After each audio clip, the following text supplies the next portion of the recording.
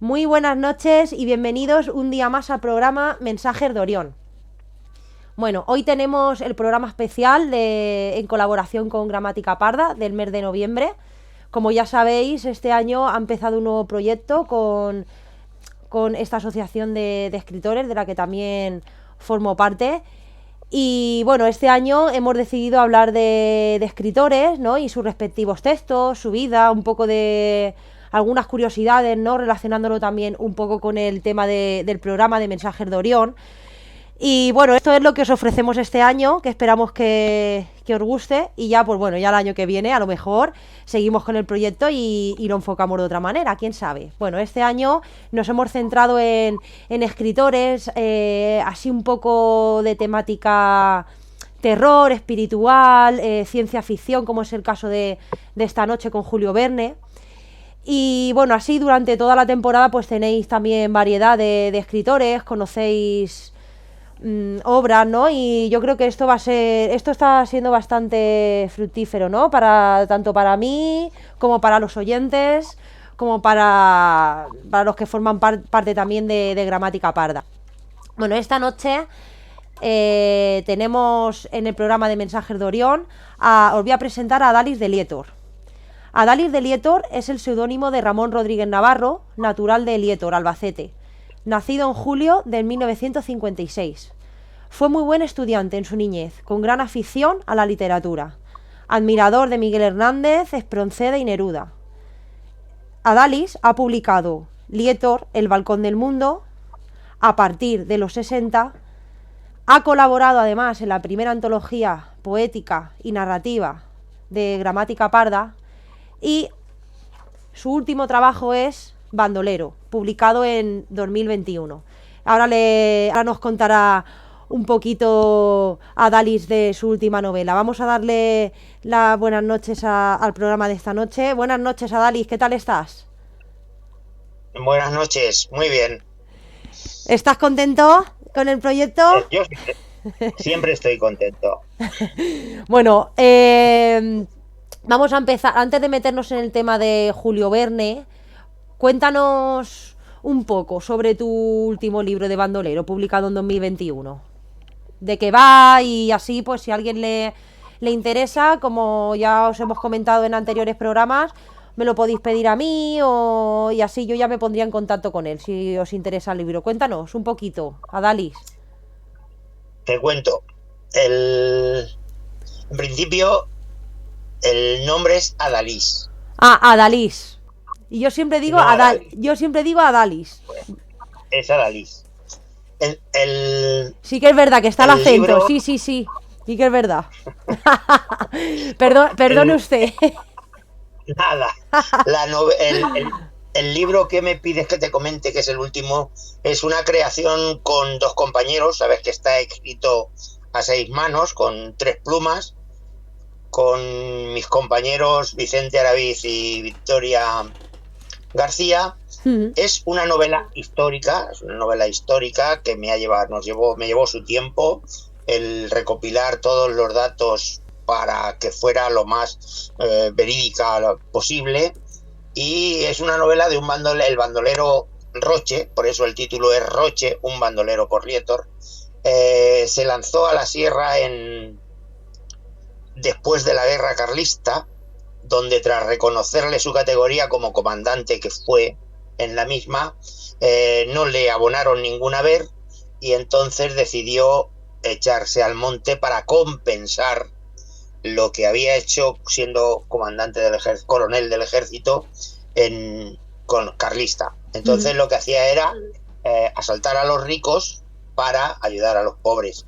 Ese es el camino. Entonces es una historia, son 2 historias en realidad, porque la cuenta su compañero el pastor, que tenía 10 años, que es Juanillo el Cabrero.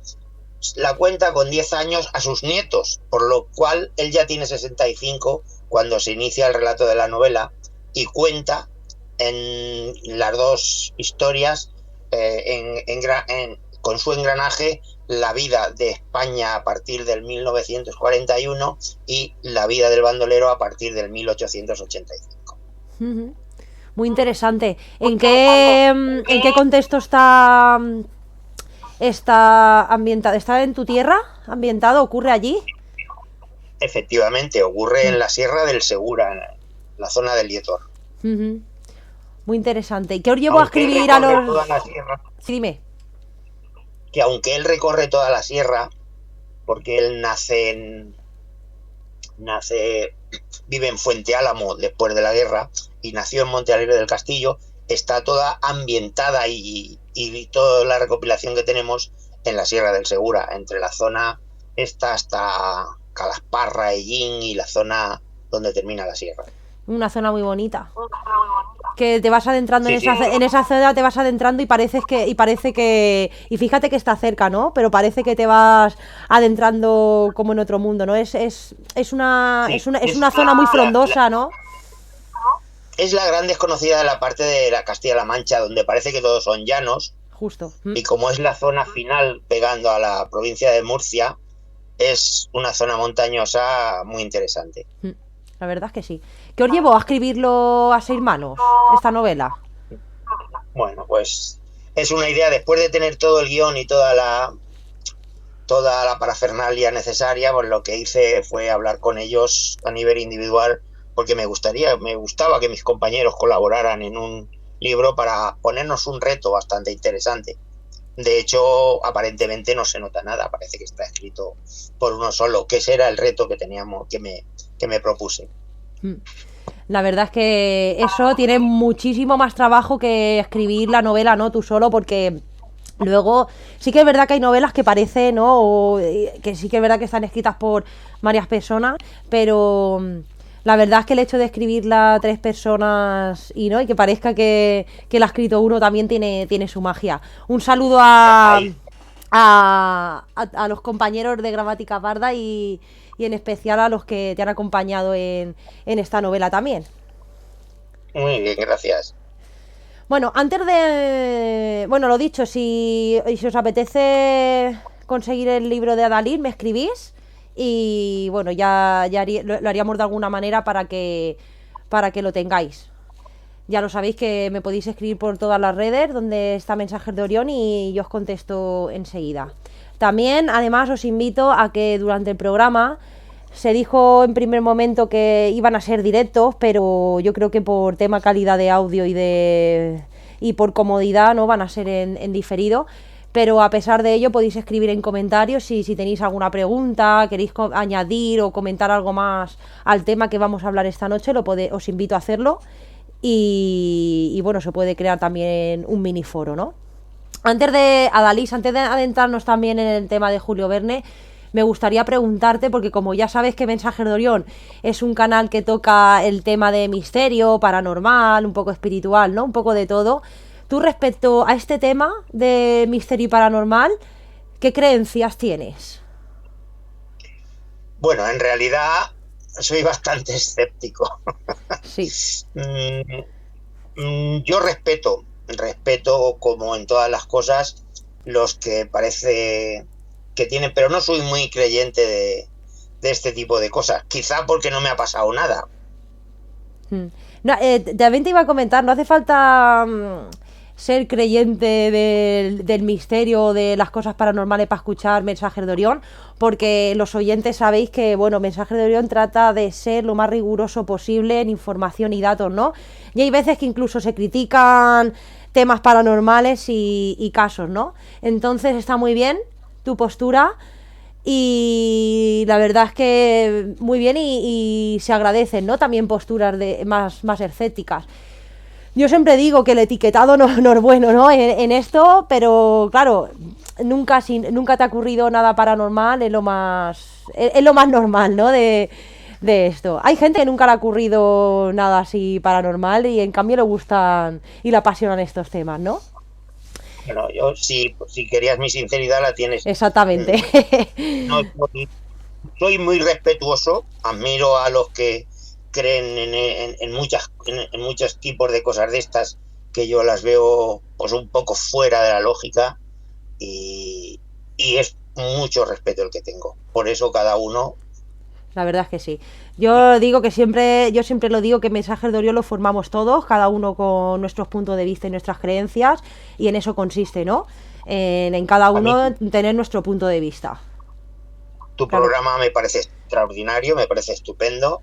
Eso, bien con asuntos paranormales o bien con asuntos más normales. Eso. Bueno, vamos a empezar si quieres con el tema de Julio Verne. La verdad es que a mí este escritor siempre me ha apasionado desde pequeña. No fue hasta más adelante cuando yo empecé a ver en Julio Verne algo un poco más paranormal, ¿no? Es por eso que lo propusimos para hablar esta noche sobre él. Yo pues antes pues siempre he tenido desde que era pequeña, pues me han regalado libros del tipo 20.000 leguas de viaje submarino, un viaje al centro de la Tierra. Sí que es verdad que investigado más sobre Julio Verne, hay muchos libros desconocidos que son igual o mejores, ¿no? Respecto a temas que toca, personajes y demás, ¿no? La verdad es que yo luego ya cuando empecé eso en el mundo un poco más paranormal ya le vi viendo esos hilos conductores, ¿no? Esas predicciones que iba haciendo en sus novelas, pero bueno, eso lo vamos a tratar en el apartado de curiosidades, ¿no? Pero la verdad es que es un escritor que es uno de los que más me gusta, Julio Verne, ¿no? Y la verdad es que bueno, él se definía como, ¿no? Él era un tío de ciencias. De hecho, tenía asesoramiento en ciencias y todo. Pero a pesar de ello, ¿no? Escribía este tipo de predicciones que plasmaban sus novelas que no sabemos muy bien de dónde surgían, ¿no? Luego, si quieres, podemos debatir un poco, Adalid, sobre todo esto. Vamos a empezar vamos a ir de lo general a lo más específico, como en todos los programas que realizamos con Gramática Parda. Y vamos a hablar primero sobre, bueno, la biografía, la vida un poco de Julio Verne. ¿Quién era? Cuéntanos, ¿quién era Julio Verne? A ver, en realidad su nombre era Jules Verne. Nació en Nantes en 1828 y murió en el 1905, es decir, ya entrados en el siglo XX. Estudió leyes en París y allí conoció a Víctor Hugo y a Alexandre Dumas, padre, y más adelante también conoció a su hijo. Bajo la influencia de Edgar Allan Poe, que él lee las traducciones de Baudelaire, empieza a interesarse por la escritura y la ciencia ficción. En 1857 se casó con una joven viuda, madre de 2 hijos. Ejerció antes de ser escritor de corredor de bolsa hasta la publicación, con su gran éxito de su primer libro, que fue 5 semanas en Globo, en 1863. A él le siguieron otras obras, como has dicho, es uno de los grandes escritores, como Viaje al centro de la Tierra en el 64, 20.000 leguas de viaje submarino en 1869, La vuelta al mundo en 80 días en 1872, y basada en el viaje del americano George Francis Trent en 1829 a 1904, La isla misteriosa en 1874, La casa de vapor en 1880 y así. Compartió editor con Balzac y con George Sand. A lo largo de su vida realizó muchos viajes que le sirvieron de inspiración para algunas de sus novelas, como bien has dicho, porque él era más un hombre preparado para otros menesteres, pero se inclinó al final por la escritura y viajó a Estados Unidos y a través de una embarcación que él tenía, y ya fue un escritor francés considerado de la moderna literatura de la ciencia ficción. Predijo con gran precisión en sus relatos fantásticos, a pesar de la fantasía, la aparición de algunos inventos generados por los avances tecnológicos en el siglo XX, como la televisión, los helicópteros, los submarinos o las naves espaciales que él ya comentaba en sus viajes en globo. Bien sabéis que fue una de sus grandes novelas. Decía J.J. Benítez que Julio Verne había nacido para el trabajo. Eso es algo muy interesante en su manera de actuar, pues él se acomodó en la burguesía y sin embargo luego tuvo que decidir continuar con su escritura, aprendiendo muchísimas cosas.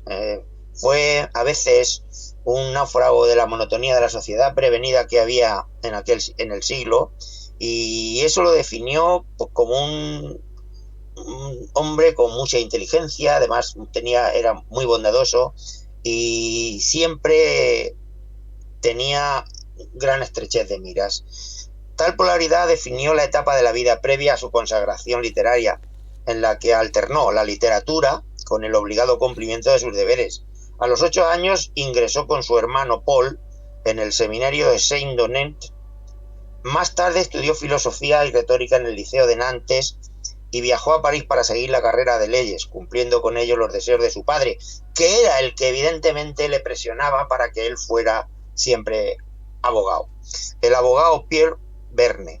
En 1848 comenzó a escribir algunos sonetos y textos de teatro, y 2 años más tarde aprobó la tesis de Derecho y optó por la carrera de las letras.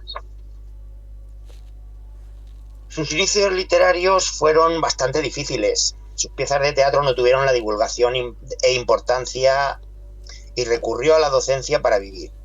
Desde 1852 a 1854 trabajó como secretario de Sevestre en el Teatro Lírico y publicó algunos relatos como El Museo de las Familias, como Martín Paz, en 1852.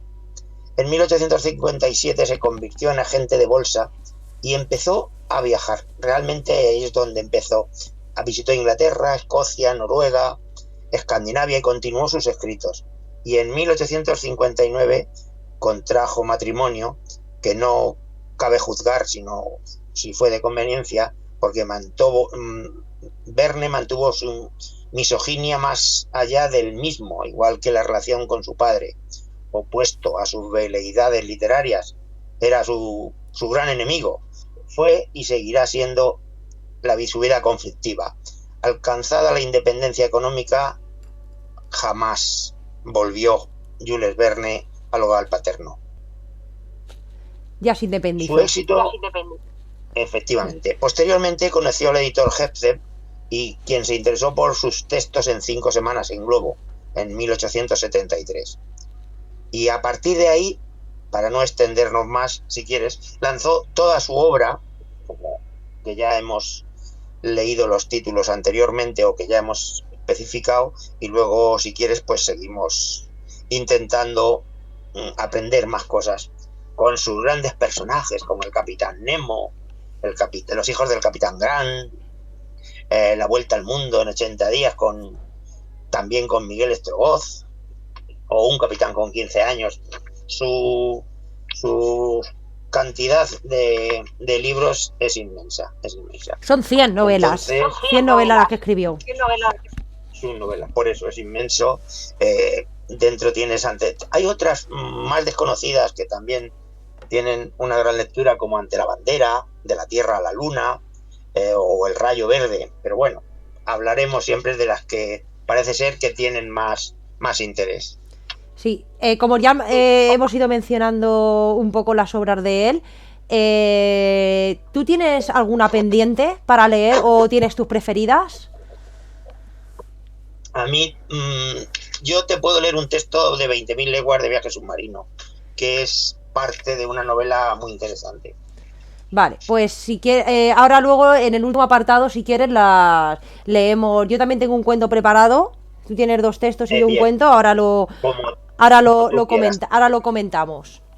Yo, como ya os hemos dado unas referencias de su novela, ¿no? Si os apetece investigar un poco más en él, vamos a pasar al tema de las curiosidades de la vida o de las obras de Julio Verne. Si quieres, Adalys, empiezo yo, ¿no? Lo que tengo, y así voy a ir también mencionando algunas de las novelas, ¿no? que hemos dicho, y otras creo que no. Bueno, yo tengo aquí algunas novelas de él que hacen referencia así a las curiosidades, ¿no? Sobre predicciones en el futuro y demás. Bueno, la primera novela que tengo que mencionar es la de París en el siglo XX, se llama así, y resulta que él predijo, bueno, él contaba la historia de un hombre que vivía en París en el futuro, ¿no? Y hizo una predicción de un París un poco oscuro, ¿no? Una sociedad sumida, sumisa o sumida en la tecnología, y él comentaba en esa novela que había rascacielos de cristal. También decía cosas del estilo que el latín y el griego iban a desaparecer, ¿no? Y luego, creo que unos años más tarde, ya en el siglo XX, se vio como todo esto, ¿no? Sí que se daba, ¿no? Todo esto que comentaba, ese futuro tan oscuro, pues se daba, ¿no?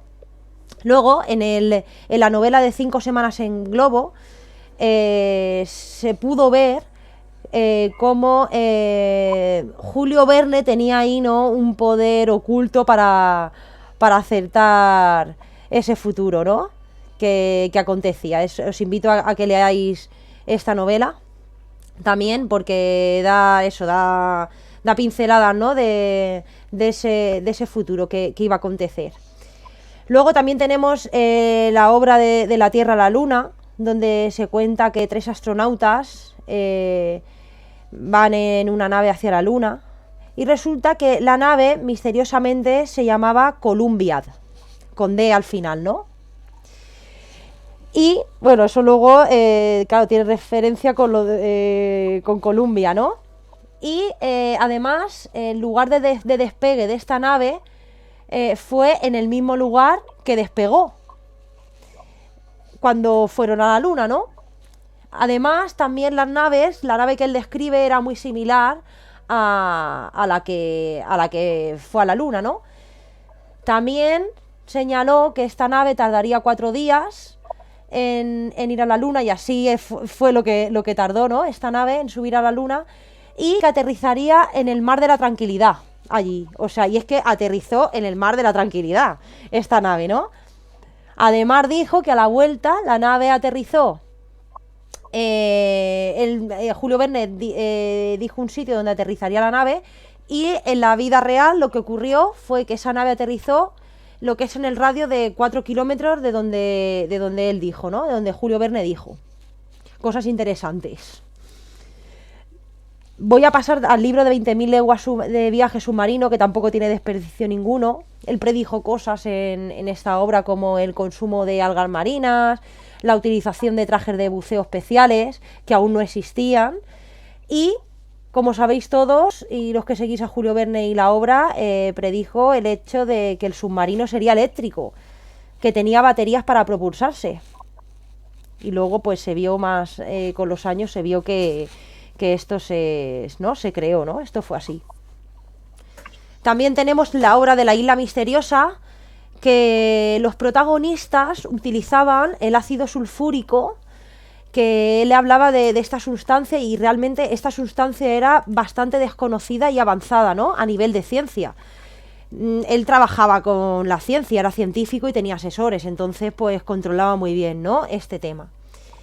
Y además también tengo la obra de 500 millones de Begón, que tampoco es muy conocida, donde habla de satélites, noticias audiovisuales, y habla de un concepto súper interesante, que es el de las velas solares, que esto se podría desarrollar en programas futuros, ¿no?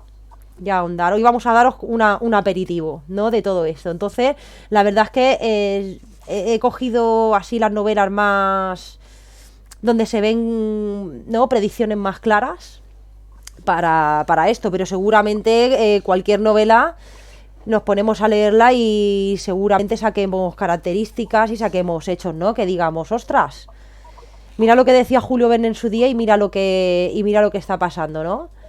¿Qué te parece todo esto que he comentado, Adalís?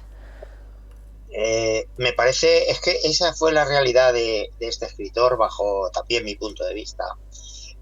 Por eso él era un adelantado a nuestro tiempo. Yo siempre he visto en Julio Verne lo mismo que he visto en Cervantes, que eran adelantados a nuestro tiempo. De hecho, la similitud con los molinos de viento que parecían gigantes, hoy los tenemos poblando nuestras montañas. Y ya lo por decía suerte, Semper. por suerte o por desgracia, no sabría qué decirte, pero bueno, por Entonces, desgracia más bien.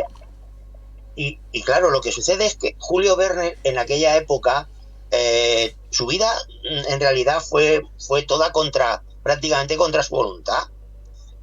Y tal vez nos tengamos que preguntar cómo era aquel tiempo en que vivió Julio Verne. Deciré, Hmm.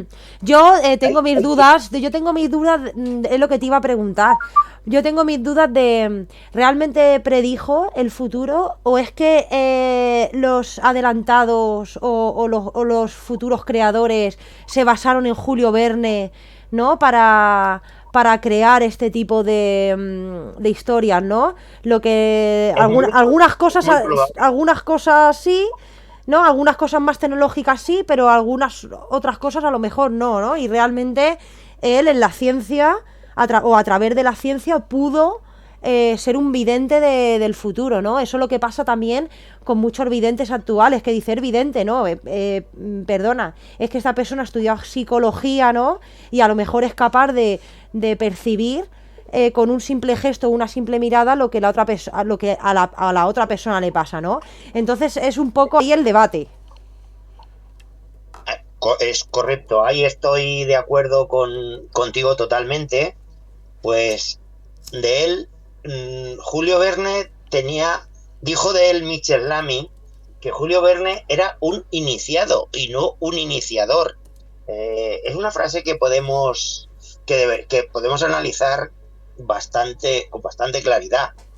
Y, y George Cloud fue quien le inculcó el gusto por la ciencia, pero él en realidad él no era científico.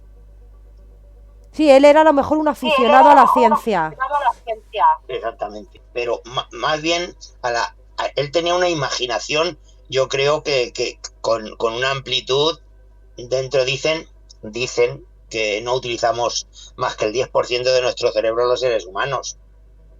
Justo. Sí, él parece que utilizaba algo más. Hmm. Sí, él era Sí, él era una... Ay, que me escucho doble, me Adalís. escucho doble, ¿vale? ¿Ya? Ya está, sí. Ya. Él era así, él era un aficionado, pero mira, realmente muchas veces tienen más conocimiento y saben más de ciertas cosas los aficionados porque realmente tienen vocación a eso y les gusta que una persona que ha estudiado. Y eso lo veo yo todos los días. Y eso es así, y eso es así. Entonces él, aunque no hubiera estudiado eso, pero si él tenía ¿no? Sus cosas, ¿no? Él se ponía a estudiar y incluso no ha apuntado la información, pero creo también que se acercó mucho a un cálculo matemático del despegue de un cohete, ¿no? No sé si fue este de la Luna o no sé cuál exactamente, pero por ahí estaba la información cuando he estado buscando cosas de él, ¿no? O sea, que él entendía de muchas cosas y de matemáticas y demás, ¿no? Y eso, quieras que no, pues era un punto a favor, ¿no? Para él De en la hecho, escenología.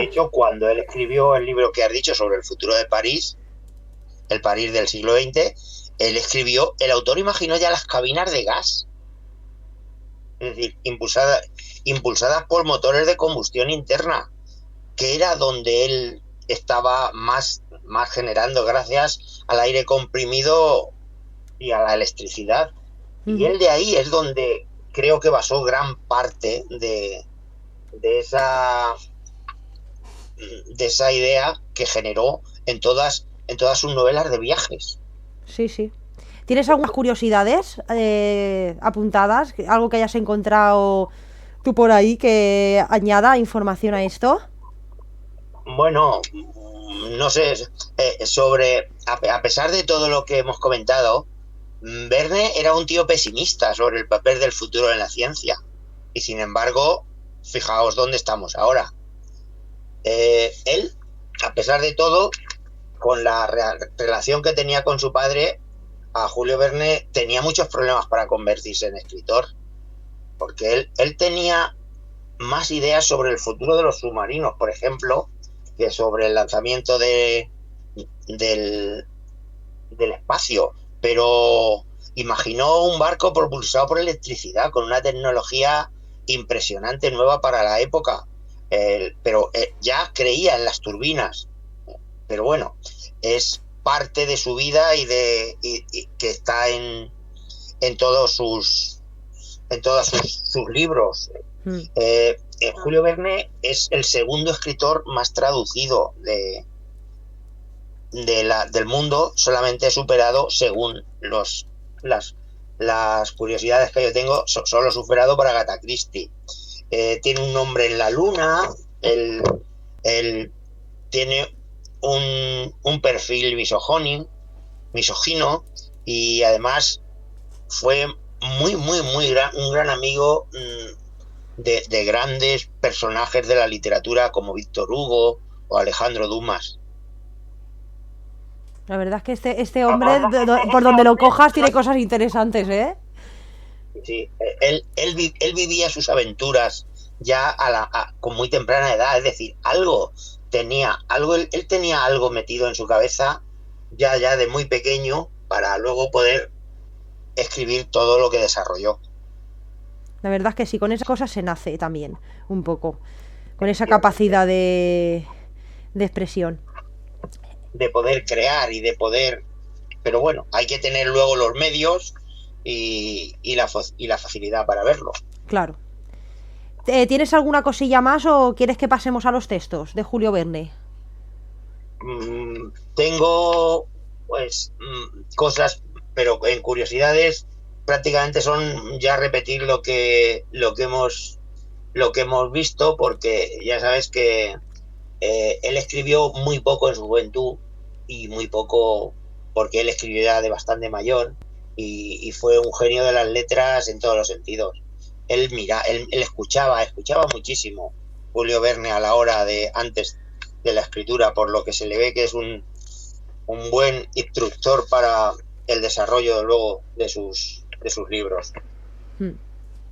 Pues si quieres pasamos a los textos. A los textos, o si quieres, porque repetir otra vez el desarrollo de las cualidades, de las características, pues tampoco lo veo interesante para ello. Creo que hay que dejarle pistas al oyente para que pueda adentrarse como en su novela, en Viaje al centro de la Tierra, pues que sea el oyente se adentre en Viaje al centro de Julio Verne y vea y saque a relucir otros factores o otras características que él tuvo durante su vida. Sí, mira, has nombrado una novela que antes de pasar a los textos voy a soltar una pincelada. Yo tengo en mente realizar algún programa futuro sobre la Tierra Hueca, Agartha, y para ello voy a leerme el libro del Viaje al centro de la Tierra concienzudamente, ¿no? Porque creo que puede tener algo de relación, ¿no? De hecho, desde la ciencia se desprende que existen montañas internas, ¿no? Como si hubiera un mundo subterráneo. Pero bueno, esto sería un tema para investigar aún más, ¿no? Pero vamos, en relación a todo esto y al libro de Julio Verne, me resulta súper interesante todo esto, ¿no? Algo he leído también sobre eso, porque he leído que si la Tierra le diésemos la vuelta, el Everest se clavaría en las fosas marinas. Es decir, que podríamos ponerla al revés y se quedaría plana. Sí, es que, sabrás también que de las teorías de la Tierra, ¿no? Hay muchas, ¿no? La teoría de la Tierra plana, la Tierra hueca, bueno, hay un montón de teorías respecto a esto, ¿no? Pero ahí está. Bueno, pues vamos a pasar a los textos de Julio Verne. Si quieres, Adalys, empieza con el primero y luego leo yo el cuento y ya haces tú el siguiente, si te parece bien. Muy bien. Pues si quieres te leo un poquillo de Viaje al centro de la Tierra, ¿vale? Qué bien que hayas elegido un fragmento de este libro. Bien, te leo. Dirigí la mirada hacia la llanura. Una inmensa columna de piedra pómez pulverizada. Arena y polvo se elevaba arremolinándose como un sifón. El viento la rechazaba contra el flanco del Sneffels, en que nos manteníamos agarrados. Aquella cortina opaca tendida delante del sol producía una enorme sombra echada sobre la montaña. Si aquella manga se inclinaba, tenía evidentemente que envolvernos en sus torbellinos.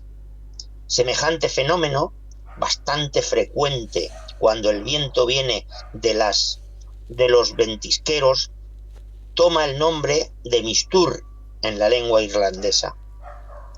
Hapti, hapti, exclamó el guía. Sin saber danés, comprendí que teníamos que seguir a Hans a toda prisa. Hans empezó a rodear por el cono del cráter, pero el sesgo para facilitar la marcha. La tromba atacó luego la montaña, la cual se estremeció a su choque, y las piedras comprendidas dentro de los remolinos del viento volaron como una erupción para caer a manera de lluvia. Afortunadamente, nos hallábamos en la ladera opuesta, a cubierto de todo peligro. Sin la precaución del guía, nuestros cuerpos, desmenuzados, reducidos a polvo, hubieran ido a caer muy lejos como el producto de algún meteoro desconocido. Como vemos en este texto del viaje al centro de la Tierra, aparentemente es la explosión de un volcán. Aparentemente. Veremos aparentemente. Ya era. Entonces, yo te he sacado ese texto de viaje al cielo, porque es un texto en el que nos deja claramente la expresión de la explosión de ese volcán. Interesante. Sí, dice que claro, que realmente las montañas, claro, se formaron por volcanes, ¿no? Que surgieron, pues eso, que surgen del núcleo terrestre, ¿no? Bueno, dejamos esa novela muy interesante. Yo la tengo ahí también en la lista para leérmela, y seguramente saquemos cosas que no están así tan a la vista, ¿no? Que bueno, luego cada lector hace su propia lectura. Es una novela muy interesante para los colegios. Yo ya la leía cuando era niño, y ya hace años de eso. Lo que pasa es que los niños y los jóvenes, hay cosas que este tipo de literatura, como no esté adaptada o enfocada más a ellos, no la encuentran interesante, ¿no? Hay que intentar adaptar, ¿no? a los niños. Es una lectura que necesita imaginación, les diré. Claro. Y creer en algo, ¿no? Y creer en posibles teorías sobre todo, ¿no? Sobre el mundo. Muy bien. Pues nada. Bueno, seguimos con tu programa como tú marques. Sí, yo voy a leer ahora un cuento corto de Julio Verne, se llama Un expreso del futuro. Y bueno, a ver si... No sé si leerlo completo, porque, a ver, es un cuento corto, pero tampoco es tan corto, ¿no? Pero bueno, ahora veo... Pasa que al principio pues tiene preguntas interesantes, ¿no? Como que él también se preguntaba cosas sobre la existencia, ¿no? Es por eso que lo he escogido. Voy a comenzar. Se titula Un expreso del futuro. «Ande con cuidado», gritó mi guía. «Hay un escalón». Descendiendo con seguridad por el escalón, de cuya existencia así me informó, entré en una amplia habitación, iluminada por enceguecedores reflectores eléctricos, mientras el sonido de nuestros pasos era lo único que quebraba la soledad y el silencio del lugar. ¿Dónde me encontraba? ¿Qué estaba haciendo yo allí? Pregunta sin respuesta. Una larga caminata nocturna. Puertas de hierro que se abrieron y se cerraron con estrépitos metálicos.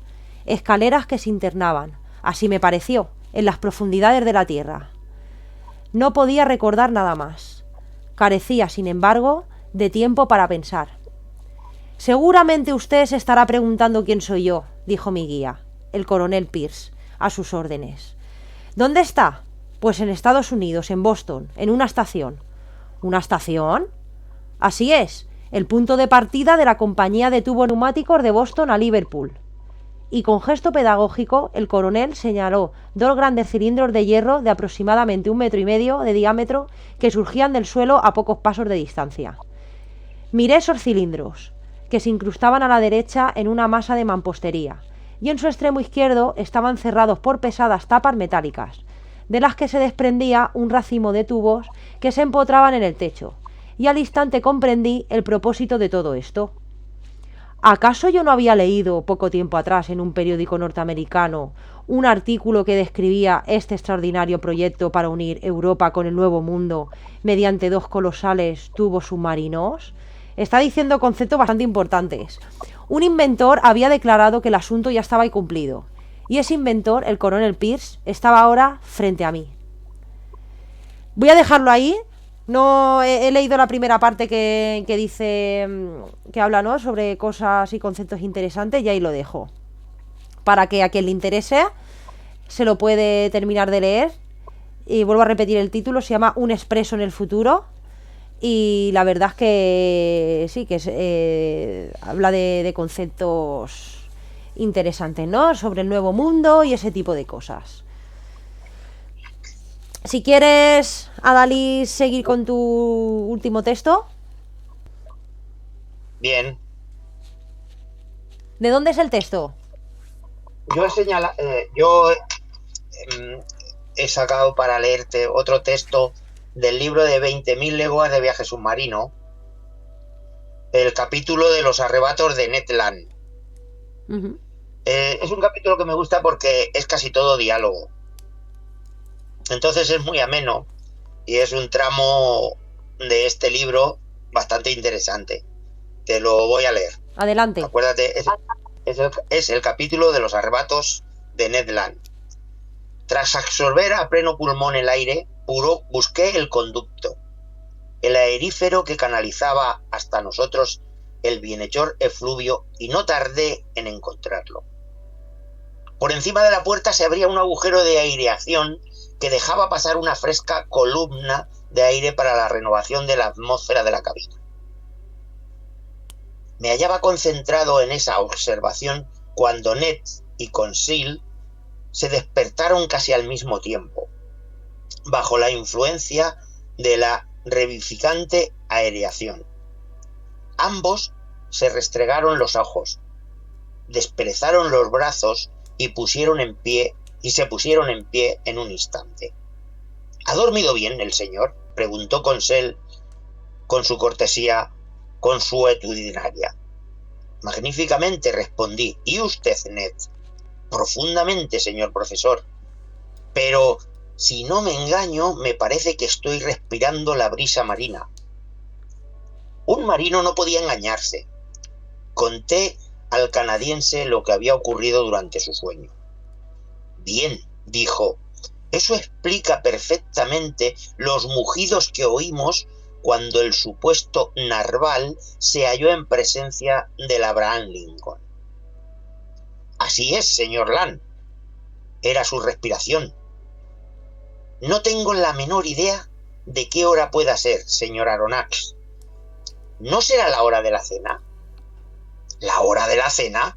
Debería decir la hora del almuerzo, pues con toda seguridad nuestra última comida data de ayer. Lo que demuestra, dijo Conseil, que hemos dormido por lo menos 24 horas. Esa es mi opinión, respondí. No voy a contradecirle, manifestó Ned Land.